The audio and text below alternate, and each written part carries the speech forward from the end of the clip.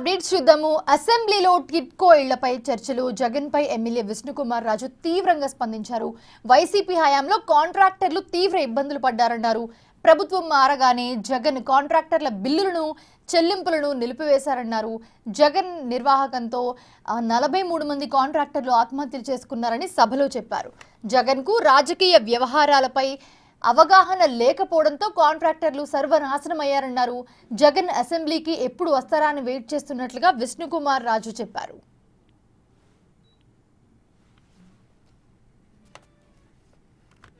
కనీసము ఈ పేమెంట్ల కన్నా చేసిన పనుల కన్నా డబ్బులు ఇవ్వండి అంటే మేము డబ్బులు ఎందుకు ఇస్తాం?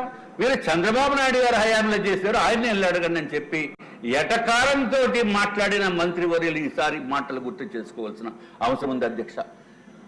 అరే, ఒక ప్రభుత్వం చేపట్టిన కార్యక్రమం నెక్స్ట్ ప్రభుత్వం వచ్చిన తర్వాత కంటిన్యూ చేయవలసిన మినిమం ఇంగిత జ్ఞానం లేనటువంటి జగన్మోహన్ రెడ్డి, ఇంగిత జ్ఞానం కూడా లేకుండా, పొలిటికల్ వ్యవహారం కూడా తెలియకుండా ఏమీ అనుభవ శూన్యుడైన మనిషి ఈ జగన్మోహన్ రెడ్డి వచ్చిన మలాన సర్వనాశనం అయిపోయారు అధ్యక్ష. కాంట్రాక్టర్సే కాదు, బెనిఫిషరీస్ మొత్తం ఆంధ్ర రాష్ట్రంలో ఇల్లు కావాలి, ఎప్పుడు వస్తుందా ఇల్లు అనుకున్న వాళ్ళకి కూడా ఇల్లు లేనటువంటి పరిస్థితి అధ్యక్ష. జగన్మోహన్ రెడ్డి పెట్టిన బాధలతో అయితే 10 సార్లు సూసైడ్ చేసుకోవాలి, 10 సార్లు సూసైడ్ చేసుకోవాలి అధ్యక్ష నాలాంటి వ్యక్తి.